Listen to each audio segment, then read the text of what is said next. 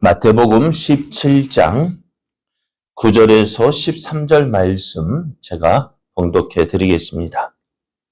그들이 산에서 내려올 때에 예수께서 명하여 이르시되 인자가 죽은 자 가운데서 살아나기 전에는 본 것을 아무에게도 이르지 말라 하시니 제자들이 물어 이르되 그러면 어찌하여 서기관들이 엘리야가 먼저 와야 하리라 하나이까? 예수께서 대답하여 이르시되 엘리야가 과연 먼저 와서 모든 일을 회복하리라. 내가 너희에게 말하노니 엘리야가 이미 왔으되 사람들이 알지 못하고 임의로 대우하였도다. 인자도 이와 같이 그들에게 고난을 받으리라 하시니 그제서야 제자들이 예수께서 말씀하신 것이 세례 요한인 줄을 깨달으니라. 아멘. 할렐루야. 우리를 사랑하시는 하나님의 은혜와 사랑 안에서 새날이 시작되었습니다. 새롭게 시작된 오늘 하루가 이제 하나님을 더욱 사랑함으로 하나님을 기쁘시게 하는 여러분 되시기를 예수님의 이름으로 축복합니다. 오늘 우리에게 주신 하나님 말씀을 통해서 하나님의 뜻은 하나님의 뜻에 의해 이루어집니다.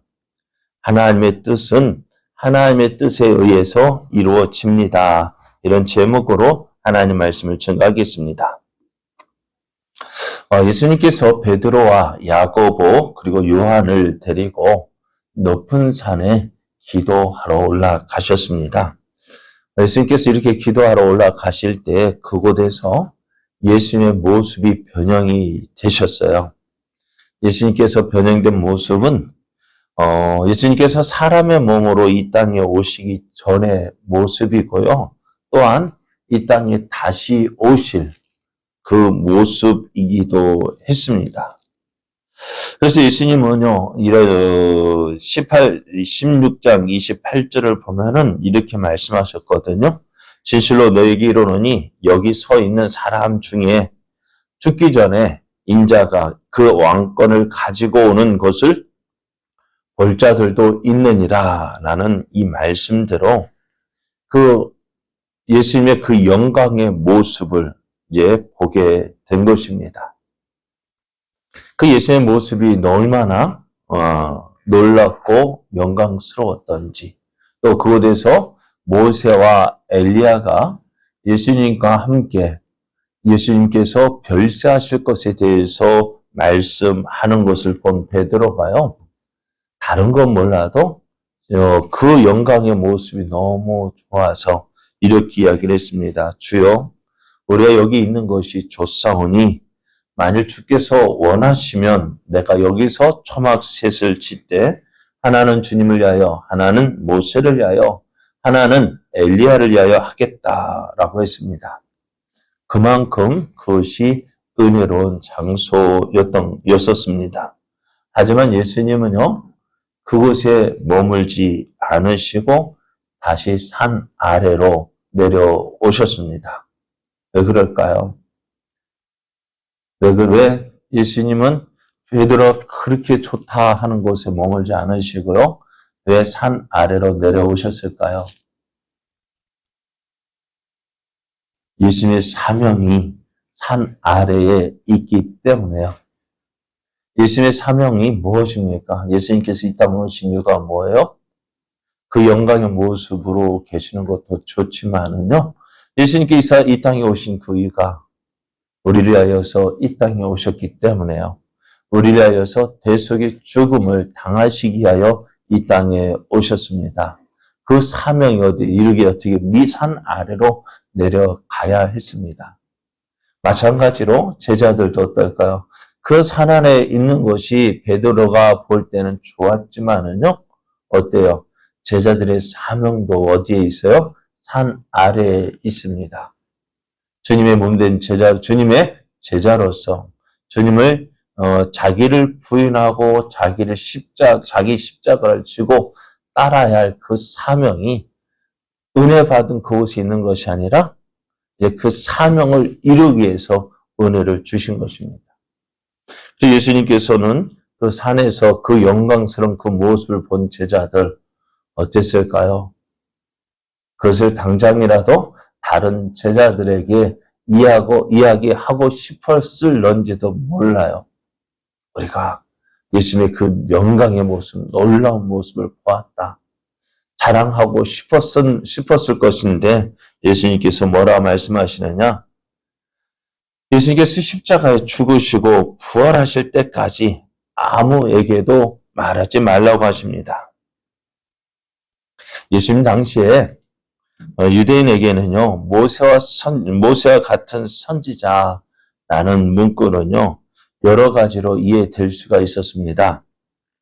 모세와 같이 이스라엘을 하나님께로 이끌 수 있는 지도자로서 또 정치적인 지도자도 될 수 있고 종교적인 지도자도 될 수가 있습니다. 그래서 그런 가운데 예수님께서 그 변화산에서 모세와 엘리야와 함께 이야기를 나눈 광경, 그것을 만약에 사람들에게 전해졌다면 어떻게 있을까요? 사람들은 아주 충격적인 사건으로 받아들여졌을 거예요.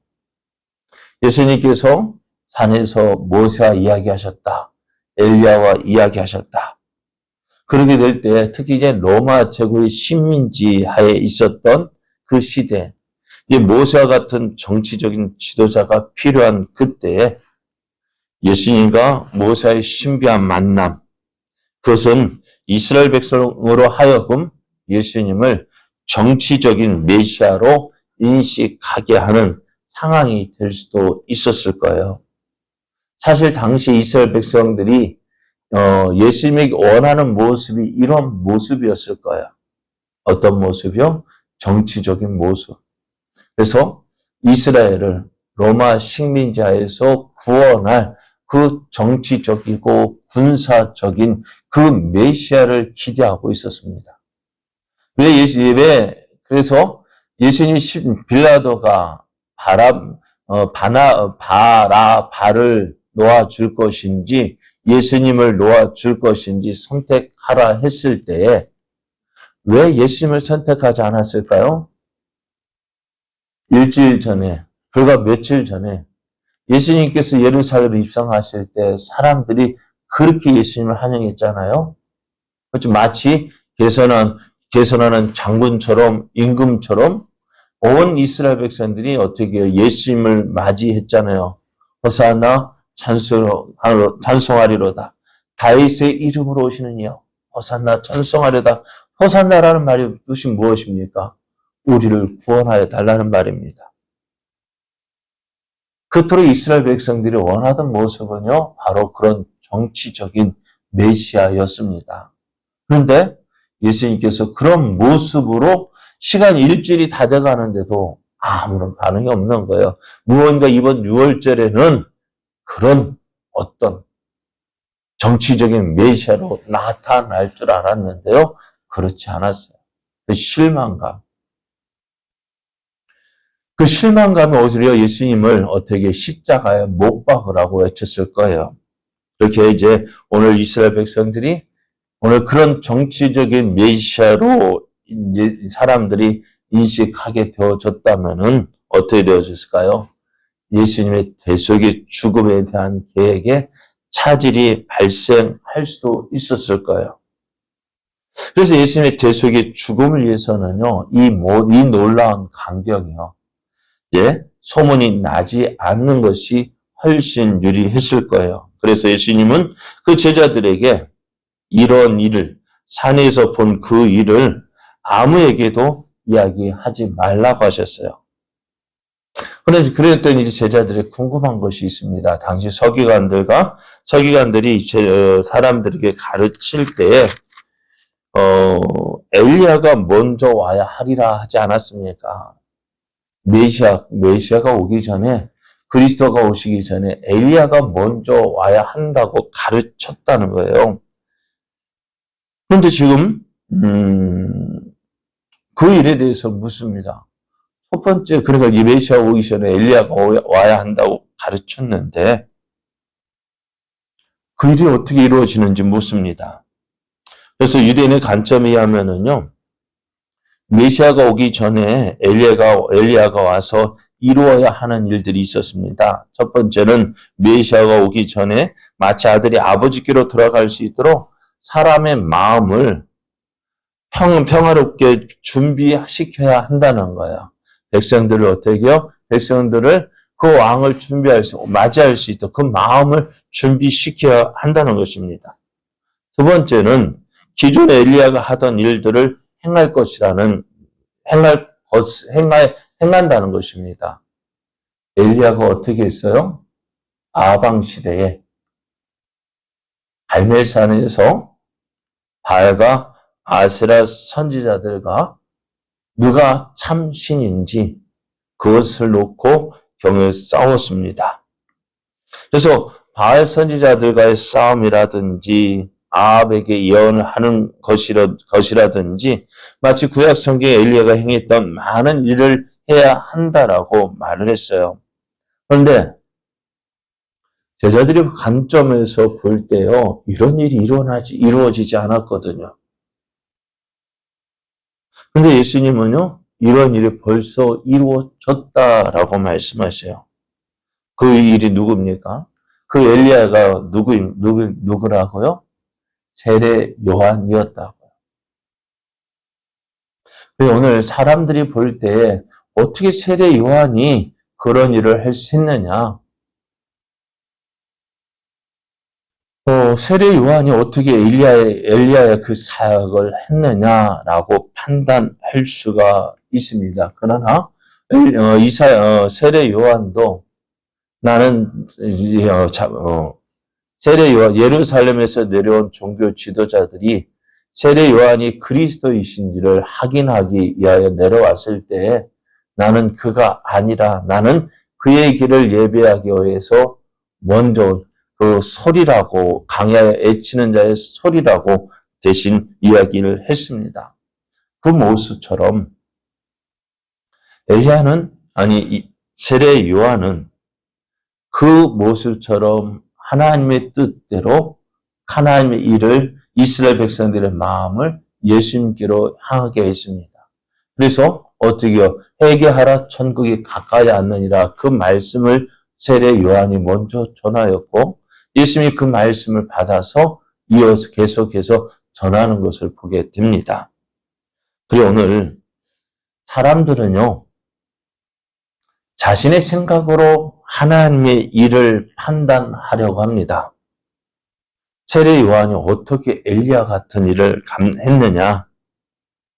사람들은 그 세례 요한을 인정하지 않으렸지만은요, 그러나 하나님은 그 세례 요한을 인정하셨다는 거예요.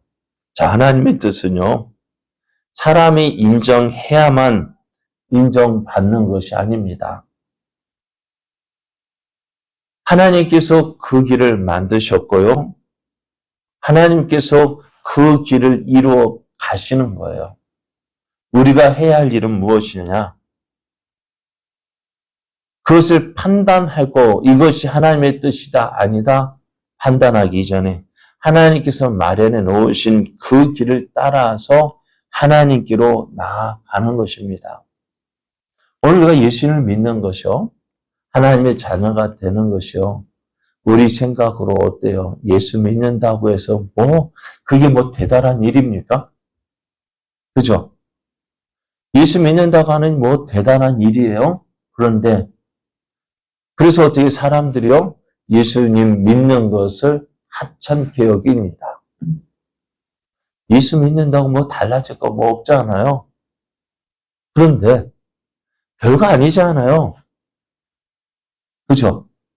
예수 믿는 거 대단한 일 같지만은 사실 사람들이 판단하고 평가할 때는요, 대단한 거 아니에요. 그냥 하찮게 여겨요. 그 하찮게 여기는 그 일이지만은요, 하나님 어떻게 하셨다고요? 그것이 하나님께서 열어놓은 구원의 길입니다.